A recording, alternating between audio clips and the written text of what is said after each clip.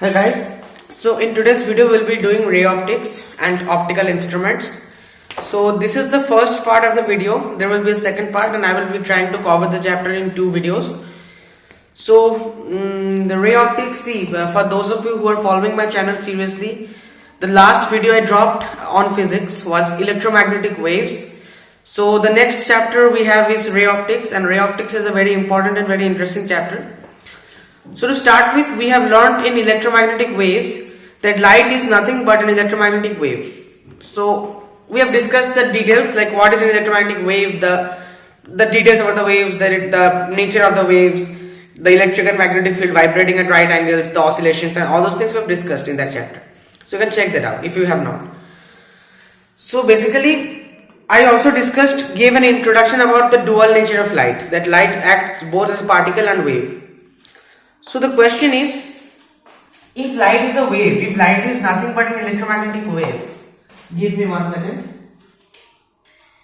If light is nothing but an electromagnetic wave, then, but we also know in ray optics that light travels in a straight path. This is a very basic assumption of ray optics. Light always travels in a straight path, and suppose if light travels in a straight path, suppose refraction is, this is, I'm not just giving a simple example. If you don't know about refraction, no problem, we'll be discussing it. Suppose if refraction through a prism example, let us take. So this is the refraction. So if this happens, then if the light is reflected, then it will exactly retrace the path. This is called, like, light will exactly retrace its same path. The path it has followed to come from A to B, from B to A, it will follow the exactly same path. This is one thing, and the other thing is that light travels in a straight line. So if light travels in a straight line, but we know that light is wave. So how to, like, waves are curved, like, right? Waves are not straight lines. So how to reconcile these two facts? See, basically, when we say light travels in a straight line path, see, for everyday objects, suppose we have a table here, we have some chair here. So the distance is huge as compared to the wavelength of light. The wavelength of light is very small as compared to that. So we can assume that light travels in a straight path. But actually the wave nature of light is still valid.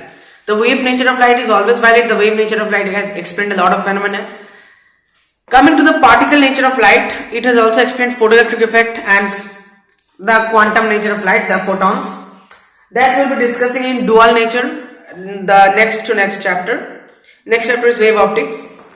So in dual nature we'll be discussing the particle nature of light, and that's very interesting. And so for now, just in ray optics we will treat light as rays, and in wave optics we will treat the lights as waves. You learn Huygens principles and all those things.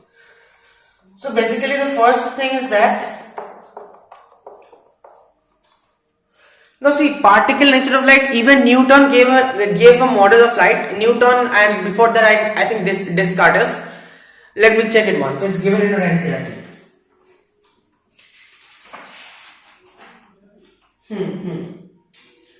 Newton further developed the corpuscular model of light proposed by Descartes. So based on many observations, Newton also studied light, and he had an extensive knowledge of mechanics. So using that, like elastic mechanics, elastic collisions, like he assumed that light consists of particles or corpuscles, and these particles, they, suppose when reflection is happening, they bounce from they collide with the surface and they are reflected back. So he applied the laws of mechanics and he gave a model for light. But this is not the particle theory of light. The particle theory of light was given by Einstein, because in Newton's day the quantum concept was not discovered, Planck's quantum hypothesis. So starting with the chapter, reflection of light by spherical mirrors. First of all, what are the laws of reflection? Suppose I have a plane mirror here.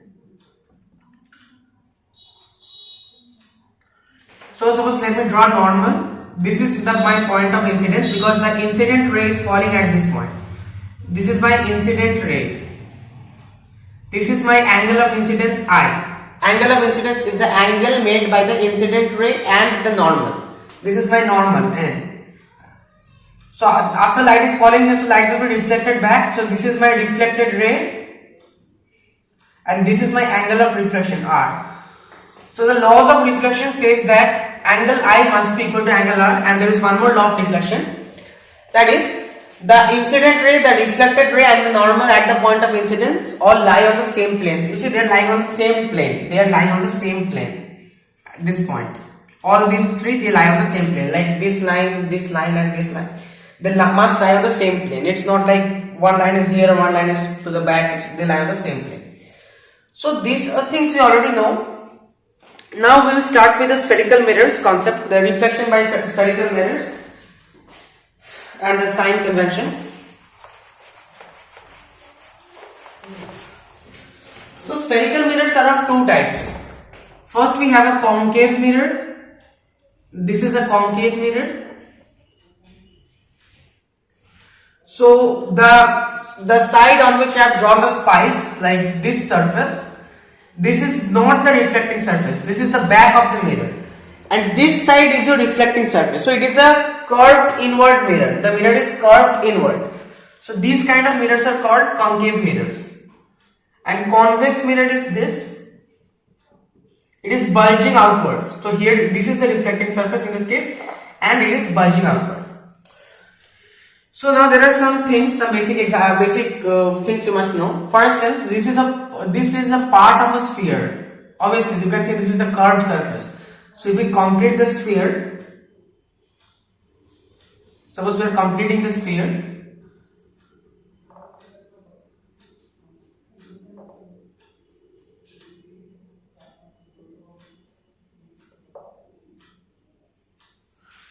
So suppose we are completing a sphere. Now the center of this sphere, suppose this is the center of the sphere. Now this center is called your pole, P. The center point of this mirror. And this is the center of the sphere. This is called center of curvature, C. And the line joining C to P, this line, this is called your principal axis. And between C and P, the midpoint, exactly the midpoint, that is called your F or focus. This is called your F or focal length, and this is called your R or radius of curvature. Alright guys, so this is the radius of curvature, just the radius of the sphere. This is the center of curvature, this is the pole, this is the focus, this length from the pole to the focus is the focal length. For a convex mirror, this is a convex mirror. The sphere is, suppose this is our sphere. So this is my center.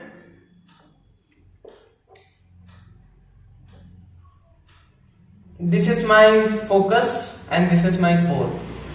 This is the radius of curvature and this is my focal length. Same thing.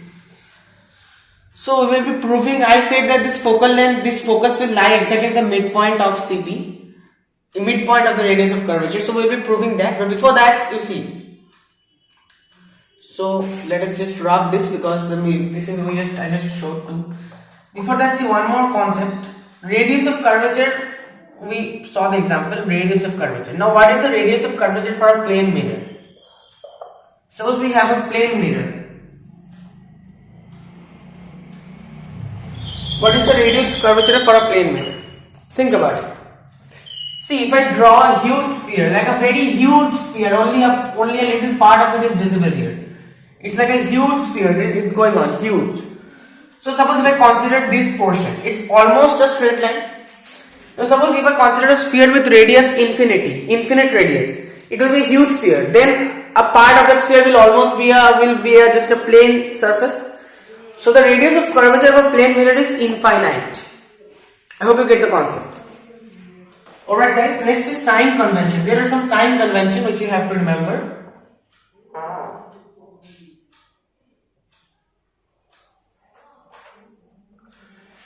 So just the Cartesian, consider this pole is the origin, this is your x-axis plus x minus x plus y minus y. So first of all, you see, if the object is kept here such that it is kept like it is along the positive y-axis, then the height of the object is taken to be positive. Suppose h1. If the object is under the principal axis, suppose h2, then h2 will be taken to be negative because it's minus y-axis.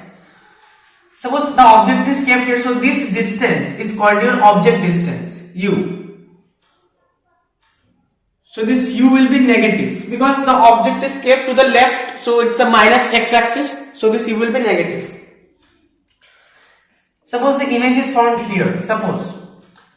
Then this distance is always from the pole. Object distance, image distance we will always take from the pole. So from pole this distance is v, image distance. So in this case the v will be positive. Suppose v1, this is v1 is positive. Suppose another image is formed of some other object. Suppose this image is found here. So this is v2. So in this case v2 will be negative because it is to the left. So to the left negative, to the left means opposite to the incident ray. Incident ray is coming, opposite to the incident ray means negative. In the same direction the incident ray means positive, and above means positive, below means negative. These are the sign conventions. Same sign convention for convex. So now focal length of spherical mirrors. So what is the definition of, like, what is the focus basically? What do you mean by the focus?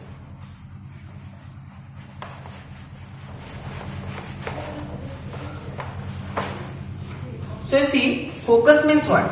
Suppose our ray of light is coming parallel to the principal axis.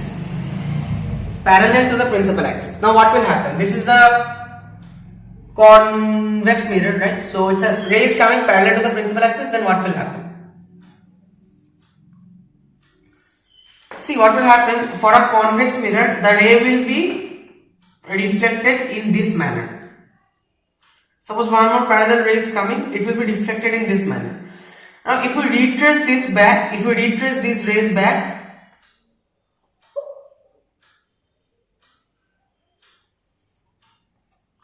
if we retrace the rays back, these rays, the reflected rays, they appear to be coming, to be emerging from a point. This point is called the focus.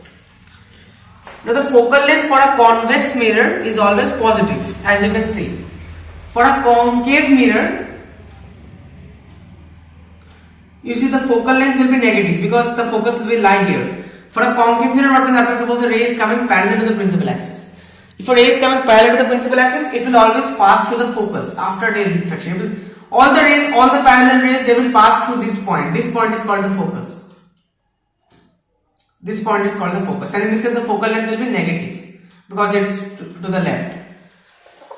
So this is thing. So in this case, see the points are actually converging. The rays are actually converging at the focus. But in this case, the rays are not actually converging. They appear to be coming from the focus, but this is virtual. The rays are actually going like this. So this is the major difference. This is all about your focal length. And suppose if we have, suppose in case the rays are parallel to the principal axis and they must be parallel to one another, of course, obviously, like this is parallel to this. So in that case they will pass through the focus. And suppose if I have this mirror, concave mirror, let's say, and the two rays, the rays are parallel to each other, but they are not parallel to the principal axis. In that case, they will converge at the focal plane. This is my focus, so this plane is called my focal plane.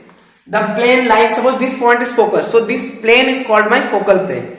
So in that case, the rays will converge on the focal plane, somewhere on the focal plane.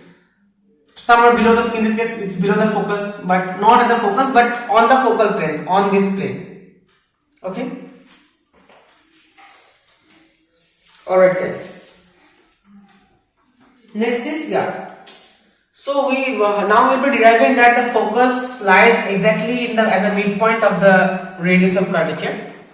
For both concave and convex mirror we'll be deriving. So for concave mirror, you see, this is my concave mirror. P, F, C. Now I have to take our object. Suppose, so basically this is one more important thing, how to draw the normal. Obviously we have to draw the normal to consider the incident ray, the incident angle, the angle of reflection, angle of incidence. So how to draw normal in case of spherical mirrors? Suppose you want to draw the normal at this point. Why at this point? Because suppose one ray has come at this point. Parallel, so it will be passing through the focus. Suppose if the ray passes through the focus, then also it will be emerging parallel. So this is not required here.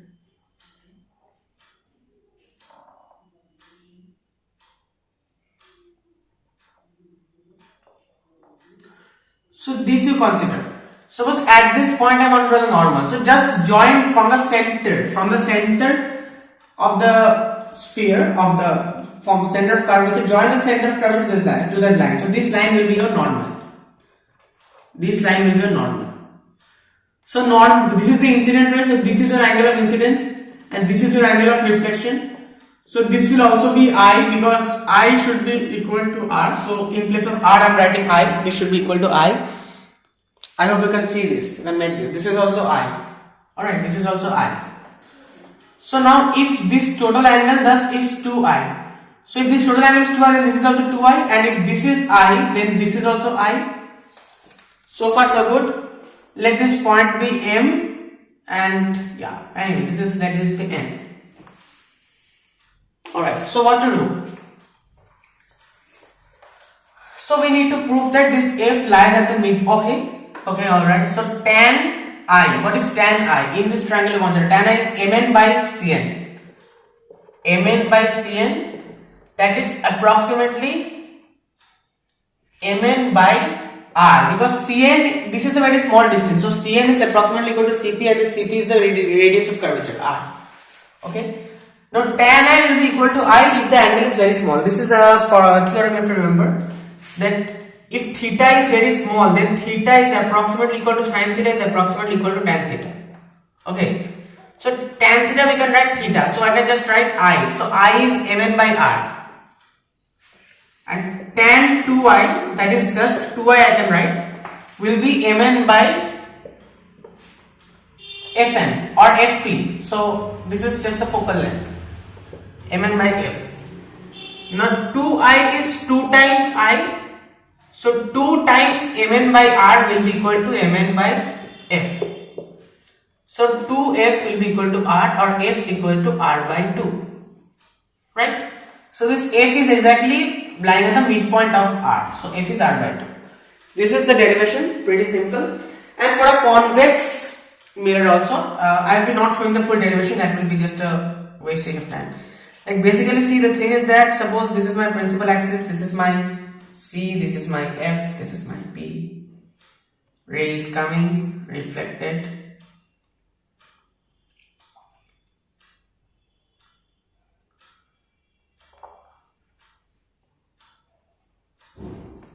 Passing through the focus.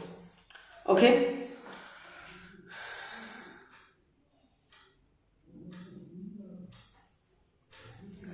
Alright. So this angle will be equal. So what is my normal first one to draw? My normal. So this is my normal. So this is my incident angle, and this is also my I, because both the angles are the same, is the reflected angle. So this is total angle is 2I. So this angle must also be 2I. Sorry. This angle is I, so this angle should be I. And this total angle is 2I, so this should be 2I. I hope you can understand, right? This is, if these two lines are parallel, if this angle is equal to this angle must also be equal. So next what? Again you can just apply just using the tan. You can apply tan theta equals theta, and you can find the value of F will come out right. Next is the equation of the mirror. Before the equation of the mirror, let us look at some ray diagrams, because it's very important. Let us look at some ray diagrams. So for a convex mirror, if the object is placed near the mirror, like not too near, but it's near the mirror, not at infinity. Like there are two cases, once the object is placed here and once the object is placed at infinity. Okay, so if the object is placed at infinity, then suppose if this ray is coming like this, then it will be reflected like this. And one ray is coming, suppose if the ray is coming such that it is passing through the center of curvature, then it will retrace its path. It will just come, and after reflection it will retrace its path. So see, the object is formed here. Okay, the object is formed. Actually, the object is formed at the focus. Now this is a very rough diagram. So the object is formed at the focus. Okay, so in case the image is formed at the focus, in case the object is kept at infinity. So you just need two rays, and you can just find the intersection of these two rays. That will give you the position of the image. If the object is placed here, see, one thing we can do. it's passing through C, so it will pass unreflected. One thing you can do, it is parallel, so it is passing through, it will pass such that it will appear to come from the focus. So they are reflecting here, so it will form somewhere between F and P. It will form somewhere between F and P, and the image size will be diminished. This is object size as compared to the object size, the image size is diminished. So virtual and erect. Obviously virtual and erect in both the cases. Diminished also in both the cases. In this case it's highly diminished because the considered object is in infinity, so it's highly diminished. And so why virtual and erect? Because see, this is the object is virtual, right? And it is erect. Virtual in the sense the object is formed behind the mirror. If the object was formed like this, then real and inverted, like we will see in the case of concave mirror. But in this case it's virtual and erect and diminished. Okay, so these are the two cases for the convex mirror. For concave mirror we have 6 cases.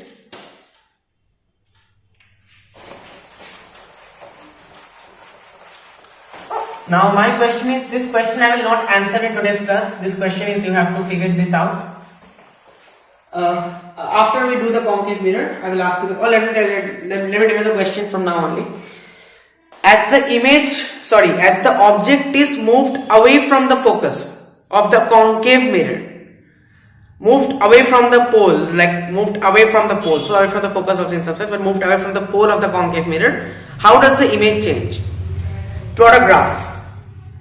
This is the question. So in NCERT, in class 12 NCERT, they have not given these ray diagrams for concave and convex mirror, but it's very important, so I'm showing you. Okay guys. So first of all, if the object is kept between the focus and the pole, then suppose if the ray is parallel, incident ray is parallel to the principal axis, then the reflected ray will pass through the focus. Next, if the incident ray is such that it is like, if you retrace the incident ray, suppose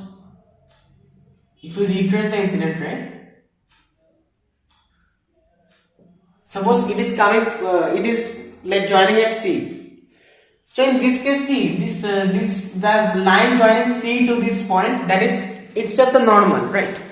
So if the incident ray is coming, if the incident ray is the normal itself, then the angle of incidence is 0. Like just this case, this is my plane mirror, so this is the normal. So in this case, angle of incidence is I. But suppose if this normal is except the incident ray, then angle of incidence is 0.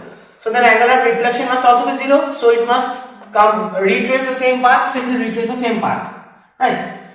So basically, see, if we have to find the intersection of these two lines, these two rays.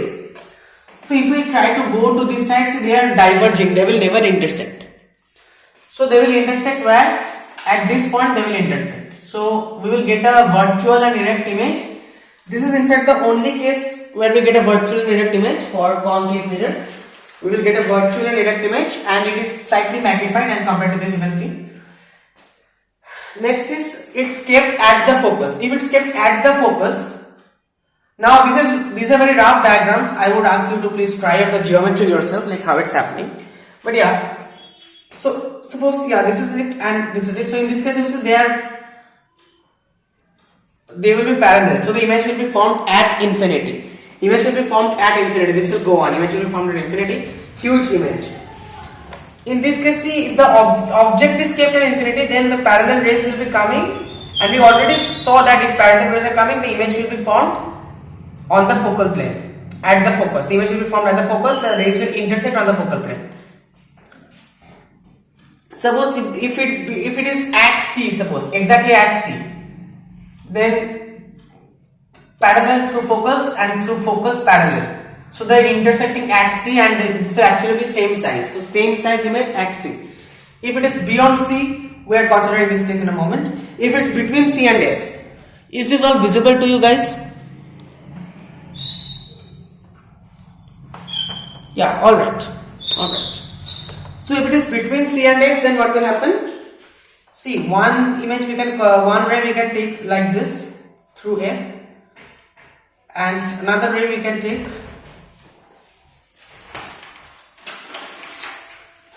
if it's between C and F, right? So if we take another ray, it's passing through the focus and it will intersect somewhere here. So the image will be formed beyond C. See, it is passing through the focus and will intersect somewhere here. So the image will be formed beyond C, slightly magnified. And if it is formed if the object is kept beyond C, then you see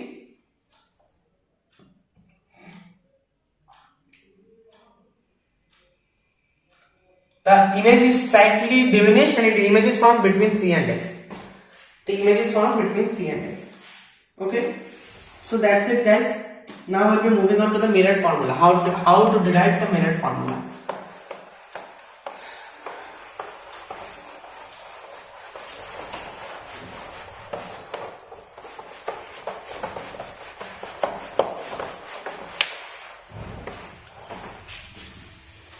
So you can consider any case for deriving the mirror formula, any case of all these cases we have seen.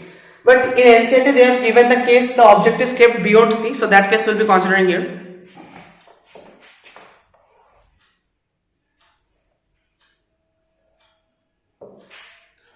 This is my C, this is my F, this is my P. Alright guys, so this is my concave mirror.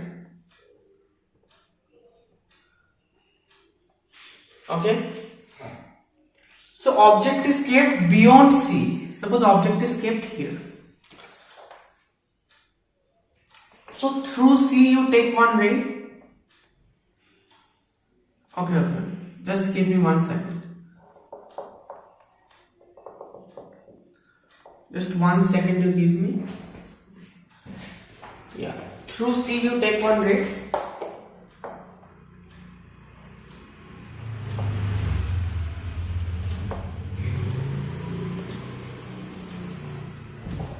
Through C you are taking one ray. Okay. Next you take one parallel to the principal axis. So like this. So it will be passing through the focus.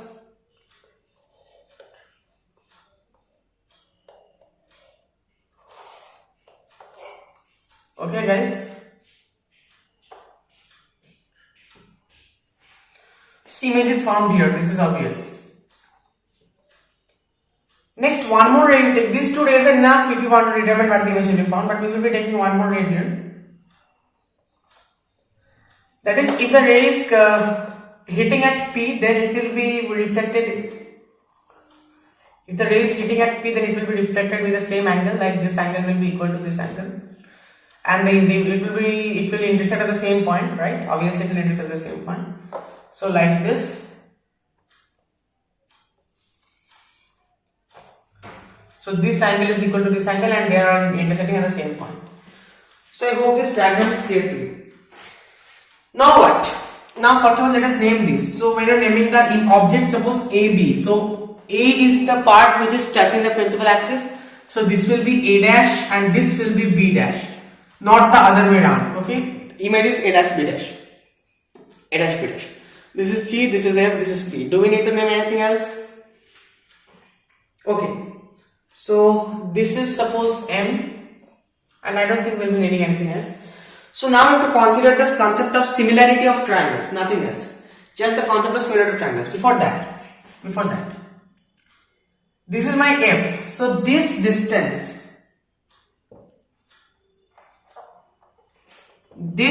is my minus F. Why minus? Because it's to the left and F is the focal length. Right? The image is formed here. So this distance is my minus V. V is the image distance. Distance always measured from the pole. And it's to the left, so minus. Here is the object. So this distance. Alright.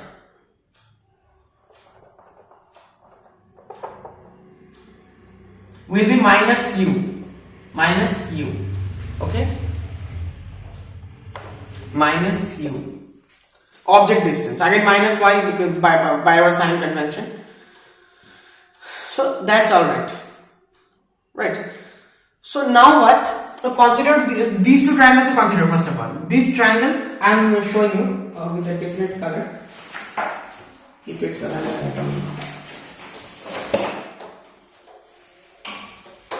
Okay. It's not available. Okay, here it is. So consider this triangle. This triangle here, here, here. I hope you're understanding. And this triangle here, here. Now, will these two triangles be similar? Definitely. Because this angle is equal to this angle and this angle is 90, this angle is also 90. So, if two angles are similar, then obviously the third angle must also be equal. So, all the three angles are similar means A similarity. These two triangles will be similar. Alright, so now what? Now what we can write is that, suppose this is my object height, so let this be h. And this is my image height. Let this be h dash. So h by what is this? This is minus q. H will be plus and this will be minus h dash because it is below. So h by minus u, like this by this, must be equal to this by this. What is this? This is h minus h dash by this. What is this? This is my v minus v. So h dash by h is minus v by u. Now h dash by h is called your magnification. Magnification means whether the image is magnified or diminished. See, h dash by h is your image height by object height, ratio of height of object and image. So obviously that is nothing but the magnification. Magnification means if it is greater than 1, then the image is magnified. If it is lesser than 1, then the image is diminished. That's it. So h dash by h is a magnification and the magnification is equal to minus v by u for mirror. Remember this. Next we have to consider two more triangles. Which two triangles? Guys? Next to consider. So see what we are trying to do. We are trying to find a relation between the focal length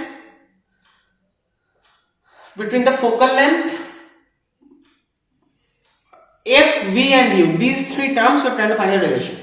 So we have formed a relation of h dash and h. Alright, very good.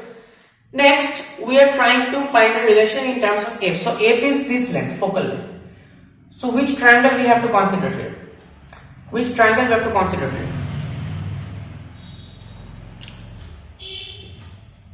Consider this triangle. This small triangle. Can you make it? This small triangle. I am shading it. This triangle you consider? Why we are considering this triangle? See. And with this triangle, which triangle you have to consider? Tell me. See this angle. So this angle must be, this angle is similar to which angle? Okay.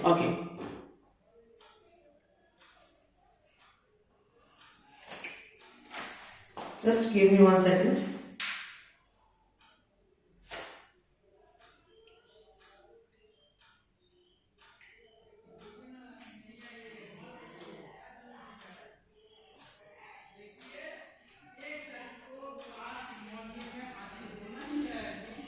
Alright.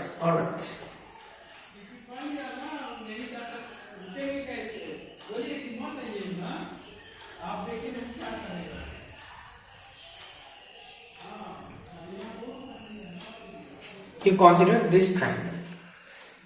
See this angle and this angle, they are equal. So you consider this triangle. Now this is actually a right angle triangle. I know this is but let us consider this. It is almost. So this triangle you consider. So these two angles are equal. Obviously these triangles are equal, alternate angles. And this angle is 90, this angle is 90. That means these triangles are similar.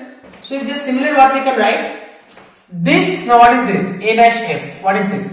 This is this total. This total is what? Minus v.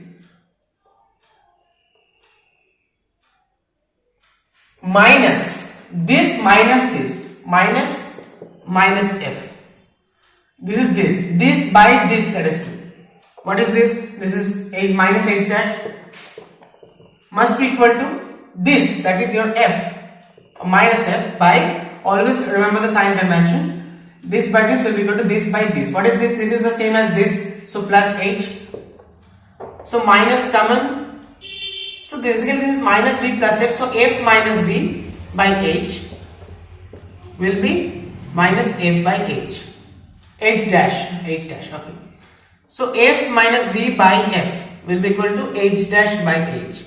What is H dash by H? It is minus V by U. So in place of this we can write minus V by U. So 1 minus V by F plus V by U equal to 0. Okay. So 1 is equal to V by F minus V by U.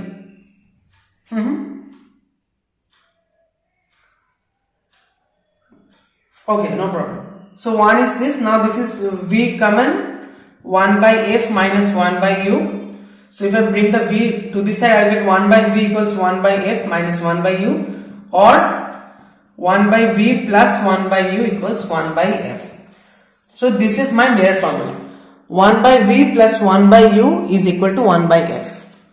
1 by V plus 1 by U equal to 1 by F. This is a relation in terms of the image distance, the object distance, and the focal length. So if you are asked to solve any questions, like your image is kept at this centimeter before the mirror, so you will have to take minus, obviously, because the object is always kept in front of the mirror to the left. So you have to take minus.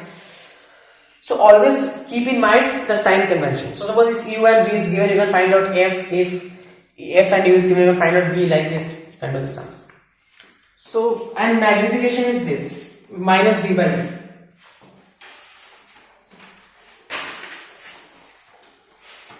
Okay.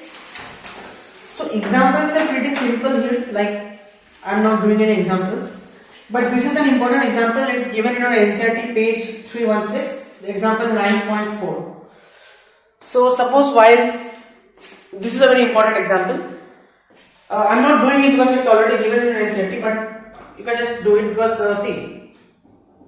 Suppose while sitting in a parked car, you notice a jogger approaching towards you in a side view mirror of radius of curvature 2 meters. So radius of curvature 2 meters means means the focal length will be 2 by 2. That is 1. So minus 1. No.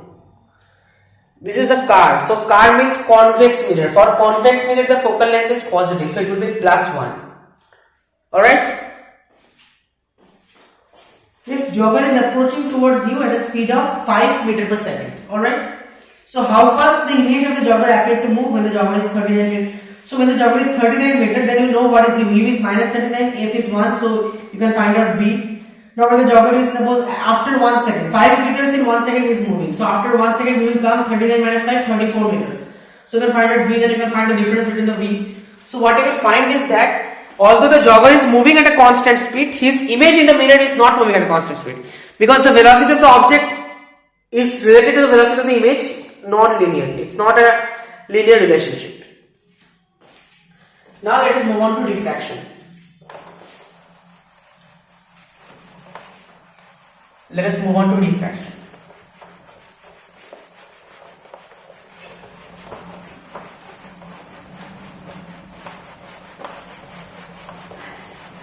So what is refraction?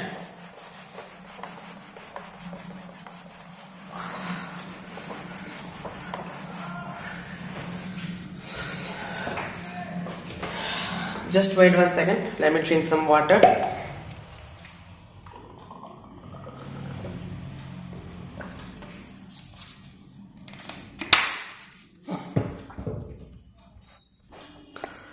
Yeah, alright.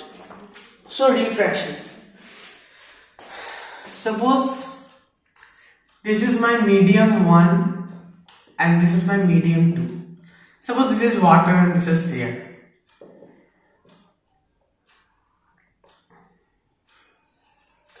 So we know that the speed of light in vacuum is constant. But when light is, and in air also it is almost constant, because air and vacuum, the refractive index of air is almost 1. So yeah. So the speed of light is in vacuum is almost the same as the speed of light in air.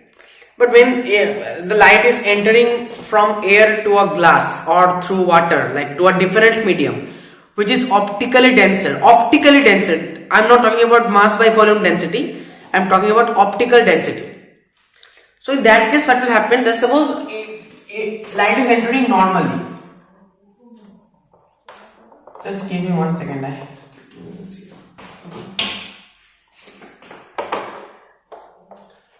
So suppose light is normally entering from one medium to another. then what will happen? Will light bend or whatever? Obviously the light will not bend, light will pass undeflected. Light will pass undeflected. But suppose here the speed of light was v1, here the speed of light was v2. v2 will be lesser than v1. The speed of light will decrease. Suppose this is my separation between the two mediums and this is my light. So light is coming at this speed. After that the speed of light will decrease. Slightly, obviously it's not like the speed will decrease to, slightly it will decrease, but it decreases. Now suppose this is my normal. Let me just drop these arrows. Suppose this is my normal.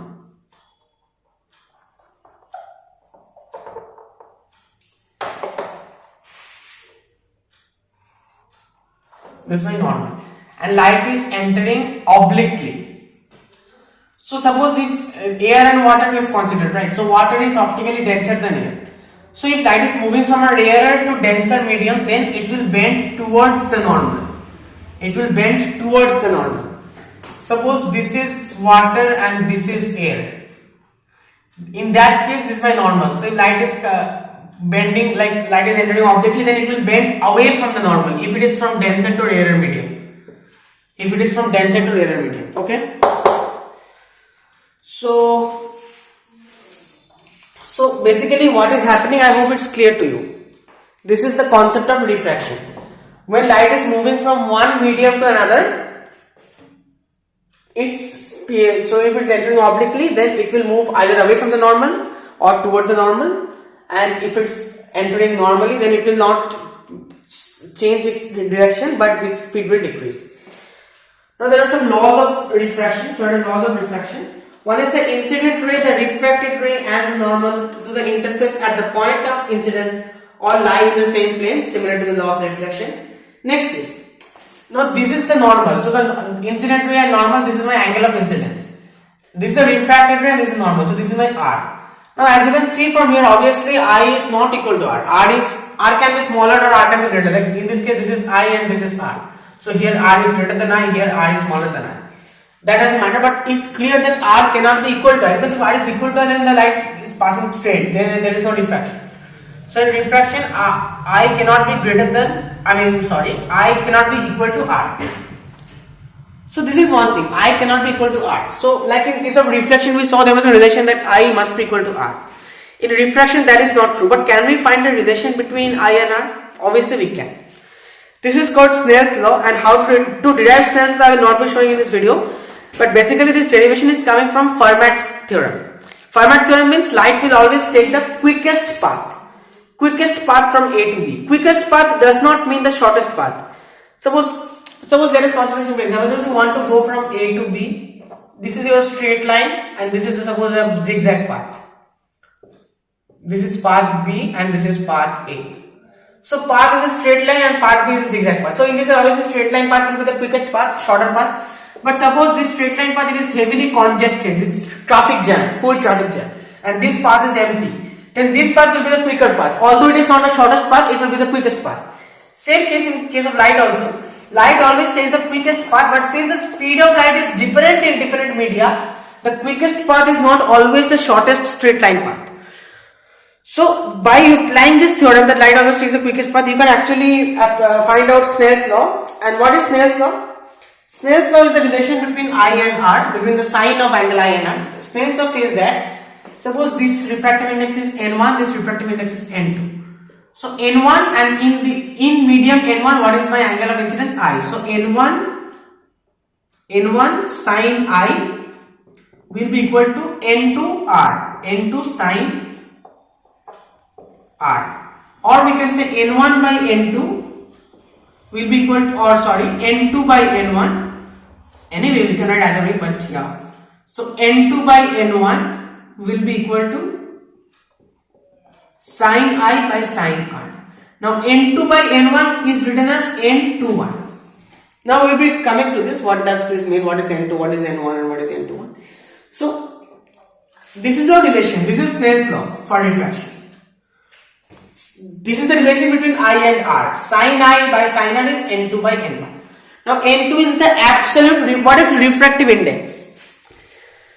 N2 is the absolute refractive index of medium 2 and n1 is the absolute refractive index of medium 1. So suppose we are having a medium, what is the absolute refractive index? Suppose n1 is c by v1. C is the speed of light in vacuum, it's constant. v1 is the speed of light in medium 1. Then n1 is c by v1. n2 is c by v2. n2 by n1 is n21. n21 means refractive index of medium 2 with respect to medium 1. n21 is the relative refractive index. n2 is the absolute refractive index of medium 2. n1 is the absolute refractive index of medium 1. n21 is the relative refractive index of medium 2 with respect to 1. First medium 2, then with respect to 1. So that is n21. This we can write what is n2. n2 is c by v2 by v1 by c. So it is v1 by v2.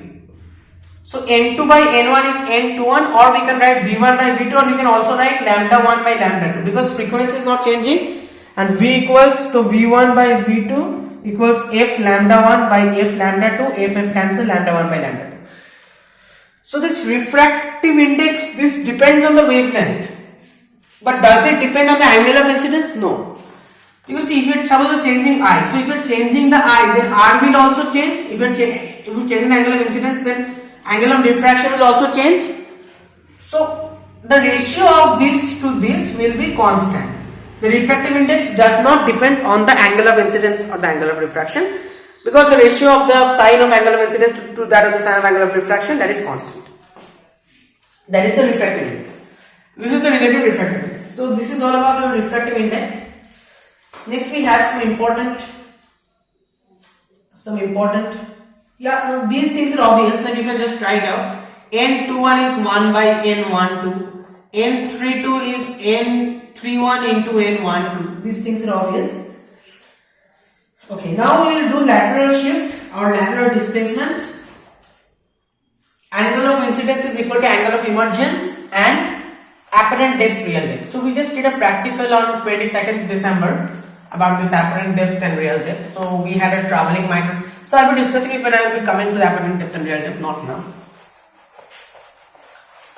First of all, lateral shift. Suppose we have a glass slab. This is my glass slab. Okay? Okay.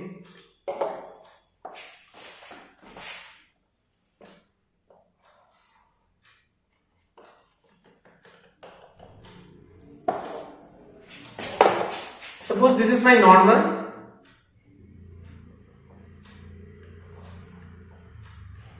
Suppose the refraction has taken place. Oh my god.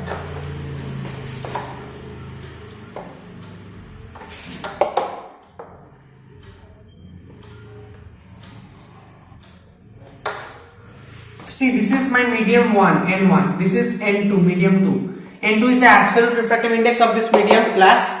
It's about 1.5. n1 is air. So this is the surrounding medium. So this is also n1, this is also n1, this is surrounding medium. It's the same. So this is my n1. So n2 is optically denser than n1. So it's moving from n1 to n2. So it will obviously bend away from the normal. Sorry, bend toward the normal. Then suppose draw another normal at this point. So in this case it will bend away from the normal. So it will bend like this away from the normal. Okay. Alright. Next, now what?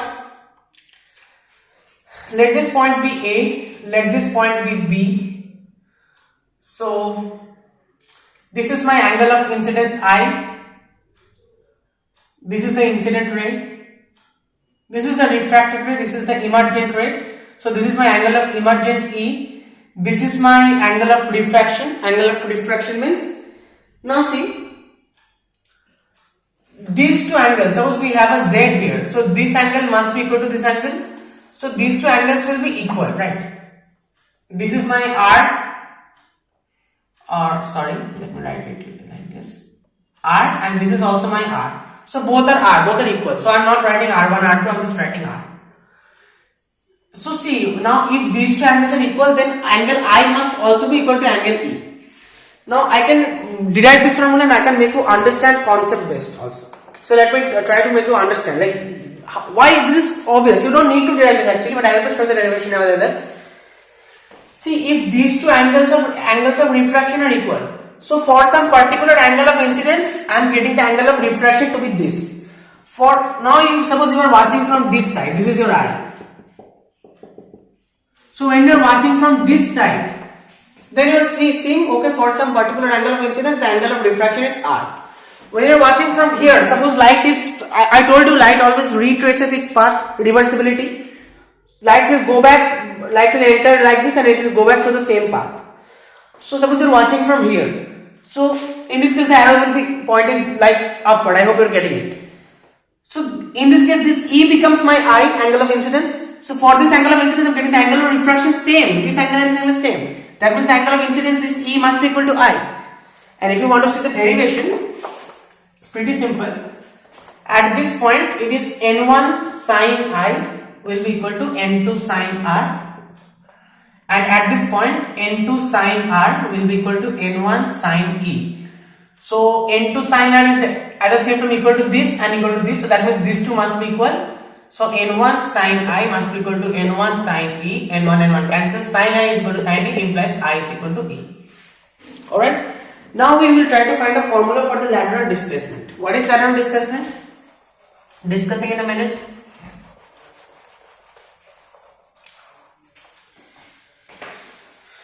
See, if the glass slab was absent, if this glass slab was not present, I think this diagram is too small, but I hope you can make it out, right? Really hope you can make it out. So if this glass slab was absent, the light would have followed a straight line path. This path, this dotted line you can see, this path light would have followed. But due to the presence of the glass slab, the light has been shifted some. Now see, this angle is equal to this angle. That means this line is parallel to this line. This line and this line, they are parallel. So the angle has not changed, but light has been shifted laterally, shifted sideways. By how much? By this much distance. This much distance. So let this distance be del. Del means the lateral displacement. Okay, let this distance be del. Okay. So if this is del, then this is also del. This is also del. This is also del. Same thing, this will also parallel, so this and this will be equal. Now what is this angle? Tell me. See, this is I, so this is R, but this total angle will be I because ordinate angles. So this angle will be how much? I minus R. This angle will be I minus R. Okay. Now we find out what is sine of I minus R. Sine of I minus R is this del. We have to find out del, right? Del by this thing. Now this thing, let this be x, like this refracted ray, this thing. Now consider this triangle. This triangle you consider. This is my R. So what is cos R? Cos R is this base. So base means this one. So let this distance be t. The thickness of the glass slab be t. So cos R will be t by x. T by the hypotenuse is x, so cos R will be t by x. T is the thickness of the glass slab. So x we can write t by cos R. So substituting the value of x here, we will get sin I minus R is del by t. So del cos R by t. So del we can say t sin I minus R by cos R. So this is my formula for lateral displacement. Thickness t sin I minus R by cos R. Okay. That's it guys. Next is real depth and apparent depth. Okay. After this we will be doing prism. Right. Prism. Then total internal refraction, rainbow, scattering of light. And then refraction through lenses and optical instruments. I don't think we'll be able to complete the whole chapter today. But yeah. No problem. See it's how many? It's already 54 minutes. Okay. So let me do the prism part and diffraction will be completing, then prism. Okay, let's see what we get. No problem.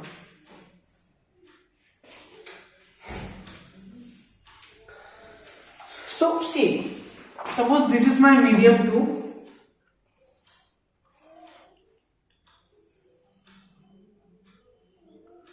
Suppose medium is optically denser. Optically denser means, suppose this is N2, this is N1. This medium is optically denser, so suppose that is N2 and that is N1. This is N1. Okay. Suppose here I have a bulb or some light emitting source. It is exactly at the bottom. So it will be emitting some. Let me draw normal first of all. Let me draw normal.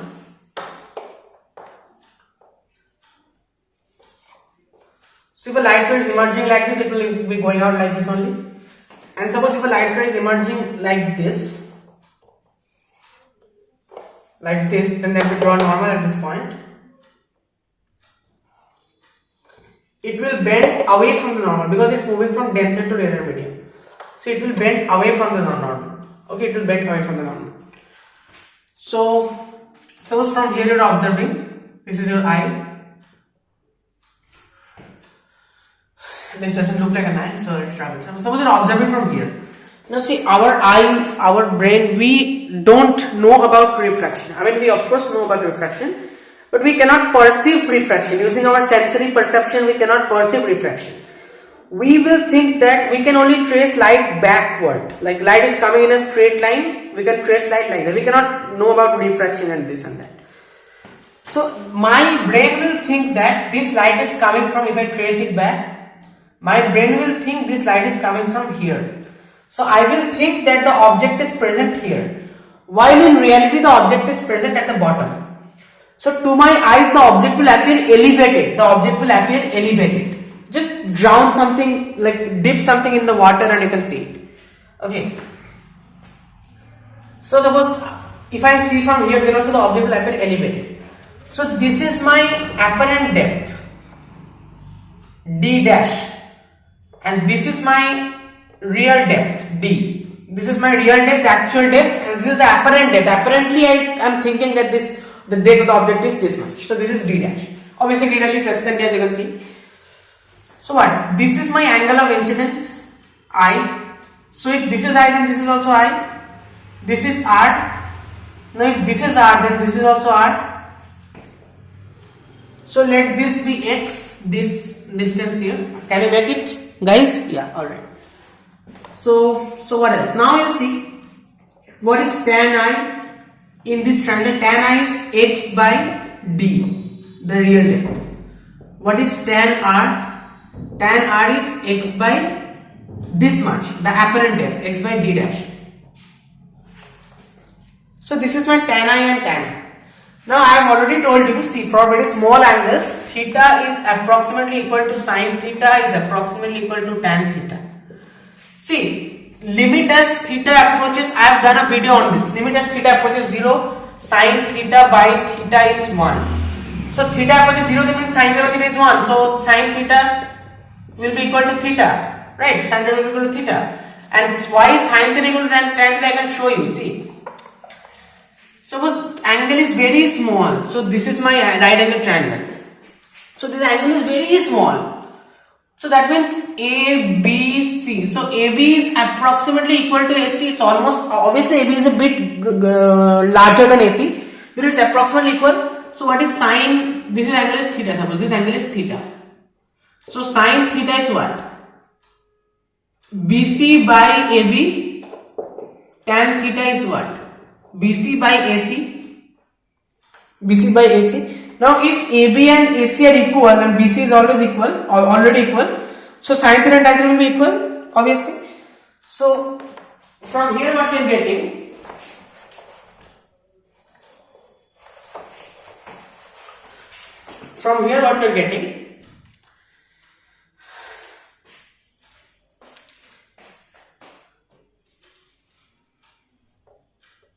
if I apply Snell's law at this point, so okay, N2 sine I. Now sine I can just write tan I, right? So I am directly writing tan I in place of sine I. N2 tan I will be equal to N1. This is N1, right? So N1 sine R. So we can write tan R. So N2 x by d will be equal to N1 x by d dash. So it's expensive.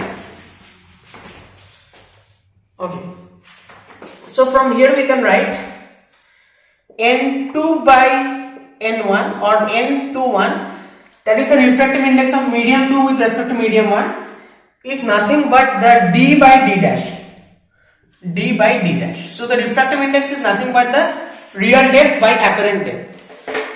So in the practical what we did, there was a glass slab. First of all, you take a piece of paper and write something like make some pattern or like draw a star mark or something like that. And first of all, you keep the paper on the surface and measure it with the traveling microscope. Traveling microscope means, suppose you are seeing with the microscope, there is a vertical scale here, vertical measurement scale, a ruler. So you can measure the distance, right? There is a vernier scale and the original scale, so you can just measure the distance of the, first of all, the real depth you can measure, because without the glass slab you are measuring the distance of the star you have drawn on the piece of paper. Then you put the glass slab on the piece of paper and you measure the distance of the star, so it will happen elevated. So now we are getting the apparent depth. So, and what will be the height of the, like you can get the height of the glass slab by by spreading some chalk powder or any lycopodium powder, whatever, lycopodium powder. So by that you can find the height of the upper surface, this height. Suppose here is my eye, so this side you can find out, this side you can find out, this height, and this also you can find out. Then you will find out the real depth by apparent depth will give you the refractive index of glass, about 1.5. So in our group the result came 1.48. It's remarkably close to 1.5. Next is we have the refraction of light through the atmosphere is responsible for many interesting phenomena. One of them is important here.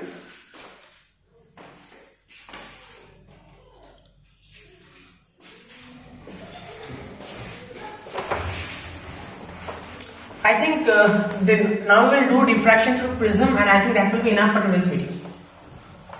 In the next video we will be covering total internal reflection, rainbow formation, total internal reflection, rainbow, refraction at spherical surfaces and by lenses, and optical instruments. Yeah, alright. Maybe we'll do 3 videos if possible, if it doesn't fit into videos. So see, this is my earth, this is my atmosphere of the earth. So this part is the earth's crust and this part is the atmosphere.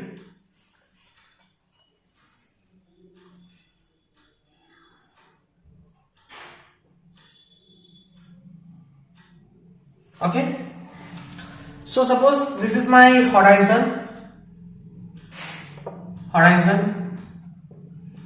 Suppose the sun is present here.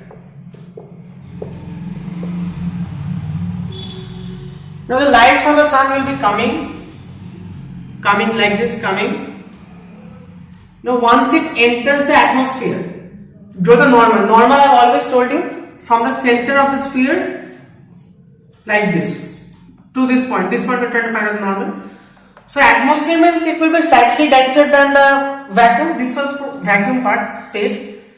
That means it's moving from a rarer to denser medium. So it will bend toward the normal. So it will bend like this. Suppose I am standing here. So my brain will think that light is coming from here. So if I retrace it back, my brain will think that the sun is actually here. So actually the sun is here. This is the real position. Actually the sun is here. And this is the apparent position of the sun. So now imagine, suppose the sun is rising from this side.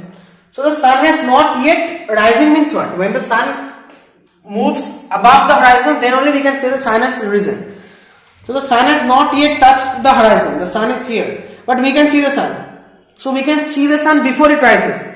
And suppose the sun is setting. So the sun has already set, but we can still see it for some time after it is set. So this kind of effects can be explained by atmospheric diffraction. Now at this point I would like to tell you one important thing. See, when light is entering the atmosphere, light bends. We know that light travels in a straight line path. So, but due to refraction, now this is a continuous process. It's not like this is the atmosphere, so light is coming and it is straightly bending like this. It's not like that.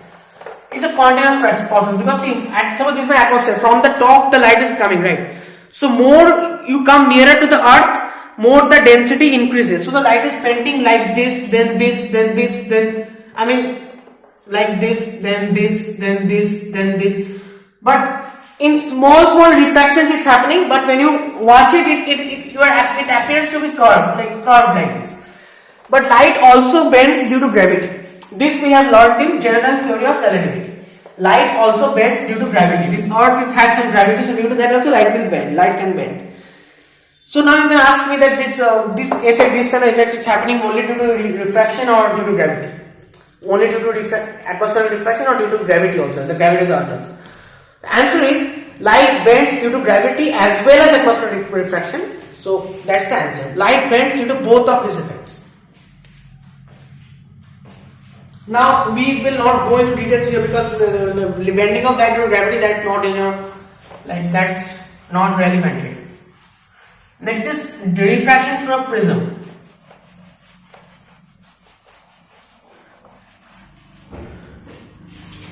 Refraction through a prism.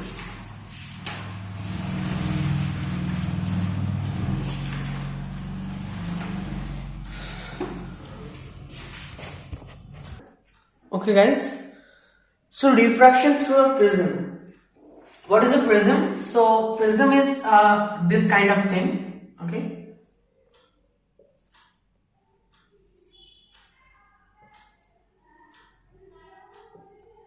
This kind of thing, okay, like I hope you're understanding it.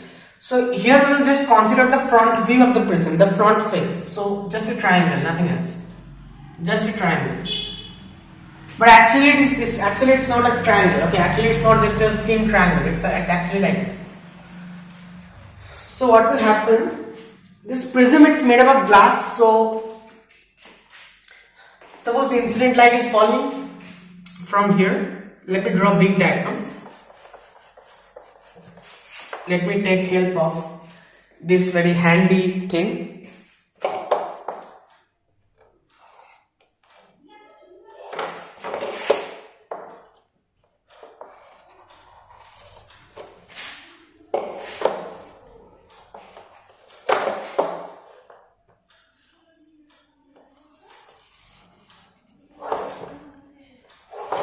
Okay, so suppose light is coming at an angle like this. So this is my surface, so the normal will be perpendicular to the surface. So light is entering from a nearer to denser medium, that means it will bend towards the normal. Then again at this point draw the normal. Light will bend away from the normal. So now retrace this line back and this line back. So this is an angle of deviation. I am explaining to you. So if this prism was not present, light would have followed this path, okay, this path. But due to the presence of the prism, the ultimate emergent ray is this one. So light has been rotated by this much angle, Light has been rotated by this much angle, this angle. So this angle is called the angle of deviation, delta. Okay, so I hope you are understanding. This is the angle of deviation. Now this is your angle of incidence I, this is your angle of emergence E. This is the angle of first refraction with the normal. So this is R1, this is R2. Now what?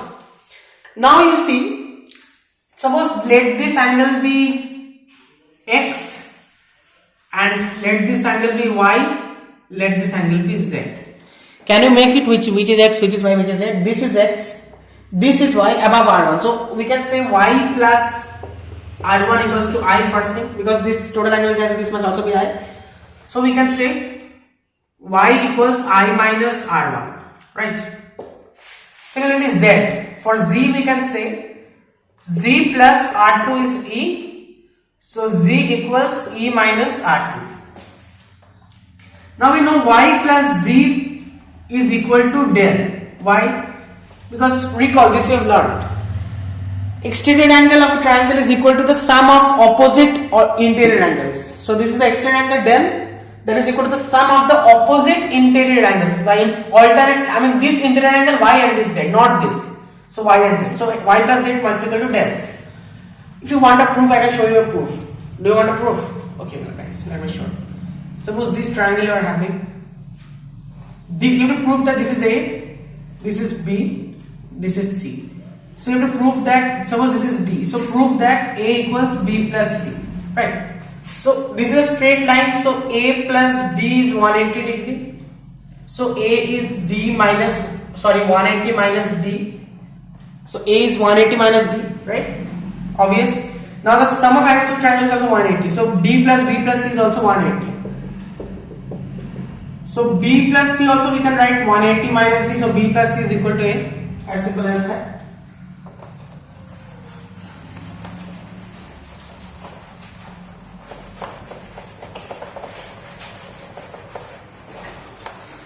So y plus z is equal to del.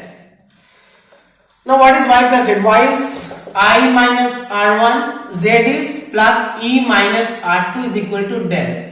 So we can write I plus E minus R1 plus R2 in bracket. That is the same thing as writing minus R1 minus R2. So this is equal to delta. Now R1 plus R2 we have to find a better expression for this. Can't we do that? Tell me, can't we do that? So see one thing. Consider this quadrilateral. Let me show you. This quadrilateral. I am talking about this. Oh my god. Okay, no problem. Let me show you with the black equally. This quadrilateral. So this angle, let us name it A. This A is actually called the angle of prism. Now if it is a regular prism means it's an equilateral triangle. So then this is also A, this is also A, 60 degree. But it need not be a regular prism. Anyway, so this angle is called an angle of prism. So suppose then we know the sum of all the angles of a quadrilateral must be equal to 360 degree. So A plus X, this is my X. This is my X. A and X. So A plus X plus this angle is 90 degree. And this angle is also 90 degree. I hope you are getting it. See, this is my normal and this is the edge of the prism. So this angle is 90 and this angle is also 90. So A plus X plus 90 plus 90, that means A plus X plus 180 is equal to 360. So A plus X is 360 minus 180, that is 180. So A plus X is 180. So A we can write 180 minus X, right? A we can write 180 minus X, but wait one second. R1 plus R2 plus X is 180. So R1 plus R2 we can write 180 minus X as well. R1 plus R2 we can write 180 minus X as well. That means this is equal to this and this is also equal to this. So A is equal to R1 plus R2. So here in place of R1 plus R2 we can write I plus E minus A equals del. This is what I was trying to derive. So this del or the angle of deviation, this depends on the angle of the prism A and it also depends on I and E. Obviously it depends on I and E. Now see how, if I plot a graph, let me show you. Suppose I am showing you here. If I plot a graph, the graph is like this. So this is my minimum value. By the way, this graph is delta versus I graph. This is my delta here, the angle of deviation, and this is my I, the angle of incidence. Okay. So see, for every one thing you notice, it's given in density. You can see that in general, any given value of delta except for I equal to E corresponds to two values of I and hence of E. Why? Because suppose if I interchange I and E, suppose I is X and E is Y. Suppose I is X and E is Y. Just wait a second. Is this visible to you, guys? This is not visible to you now. Sorry. So Y plus Z is del. It's visible to you. So I minus R1, so I hope this is clear. I minus R1 plus E minus R2 is del, so I plus E minus R1 plus R2. So basically we are getting this, I plus E minus A is equal to del. Okay.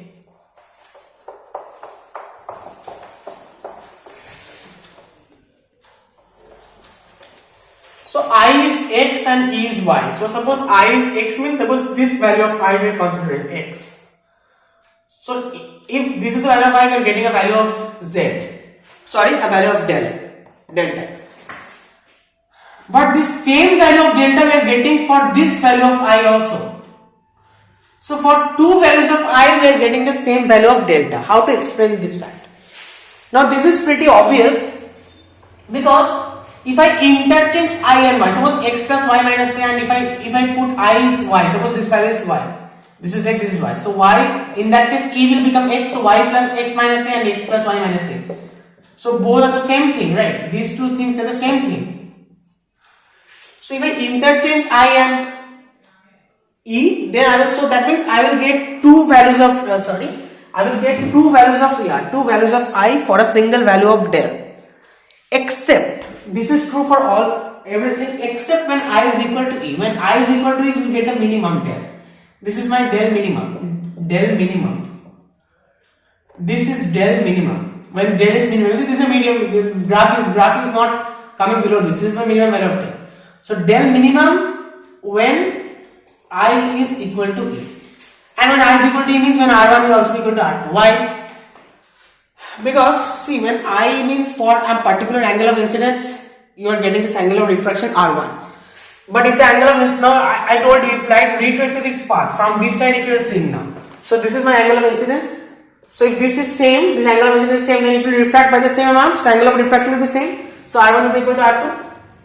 So del minimum when I equals to E, this is automatically true. If I is equal to E, then automatically R1 equals to R2. So this, when I equal to E, then we see this del minimum. Now this is there is a derivation for this also, but it's not, like basically see.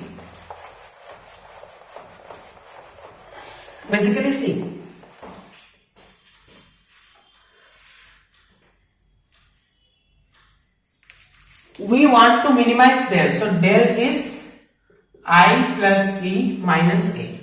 We want to minimize del. So obviously we have to do some manipulations, otherwise we cannot do it. So del we can write root I whole square plus root E whole square minus 2 root I root E minus A plus 2 root I root E. So have I done anything wrong mathematically? No. Root I whole square is I, root E whole square is E minus A, and I have added and subtracted the same thing. So I have not done anything wrong mathematically. Now this is root I whole square plus root E whole square plus minus 2 root I root E. So this is under root I minus under root E whole square minus A plus 2 under root I under root E. Tell me one thing, can this A ever be 0? This A is the angle of prism. So if A is 0, then we are getting a straight line. Then we are getting a prism. So that is not possible. So A can never be 0. One thing is obvious, A can never be 0. So we have to minimize this. This is our del. We have to minimize this. So A cannot be 0. A cannot be 0, this is for certain. And A is a constant for the prism. Now plus 2IE, so I is some angle positive angle, right? E is also some positive angle, they are root over, so under root number is always positive. Plus 2, so this can also never be 0. This can be 0 only when either I or E is equal to 0, but if I is 0 then it's just should normal, it must be some angle of incidence, right? If I is 0, then it is passing through the normal, so it will not be refracted. So in that case, there is no question of angle of deviation, then angle of deviation will be 0. So this also cannot be 0. Can this be 0? Yes, this can be 0, and this in this case only we will get the minimum value, because these two things they cannot be 0. So if I just make this to be 0, then I will get the minimum value. It's obvious. So if this is 0, that means root I minus root E whole square is equal to 0, or root I minus root E equal to 0, or root I equal to root E, or I equal to E. So this is my condition. For I equal to E, I am getting the delta minimum. And if I is equal to E, then R1 is automatically equal to R2. Okay? So if R1 is equal to R2, then A is, suppose R1 is equal to R2 equal to R, let us say. So A is R1 plus R2 equals to 2R. So R is A by 2, we can say. R is A by 2. Just remember this, R is A by 2. What is I? What is I? So this is my I, right? So for delta minimum we are doing this, okay? So delta minimum equals I in if delta minimum, then I and A are equal. So let us write 2I minus A. So delta minimum minus A by 2 is your I. So I know what is I know what is R. So can I find out sin I by sin R? Obviously oh my god, what am I doing? Just give me 1 second. Can you see it now? Can you see it now? Yeah. So this is it. Delta minimum when I is equal to E. So R is equal to R1 equal to R2. A is R1 plus R2, that is 2R. So R is A by 2. So I know what is R is A by 2. I know what is I. I is this. So sin I over sin R. What is sin I over sin R, by the way, according to Snell's law? Sin I over sin R is nothing but n to 1 or n2 by n1 or n to 1. So this we can write sine of I is delta min minus A by 2 over sine R is A by 2. For small angles, sine theta is equal to theta. So just forget the signs, 2 cancel. So we are getting delta mean over A minus A by A, that is minus 1. So n to 1 we are getting from here, n to 1. N to 1 minus 1 A is equal to delta mean.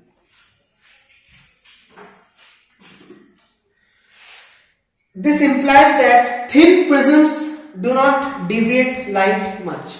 Obviously, thin prisms will not deviate light much. Thin prism means your angle of prism is A, so you can say n to 1 minus 1 is A, into A is del B. So this is all about prisms, and I think it is enough for today's class, because it's already like 1 hour 22 minutes. In the next class, we'll be doing total internal reflection, rainbow, and scattering of light. Now scattering of light is, we will not do that Rayleigh-Jeans formula that it's proportional to the 4th power. Those things are not there. Just the basic idea that it's one line, nothing much. And lenses very important. Lens makers formula, thin lens formula, and combination of lenses, the power of a lens, those things, magnification. So, and if possible, we'll try to cover the telescope and microscope as well. Otherwise, that's all guys. Thank you.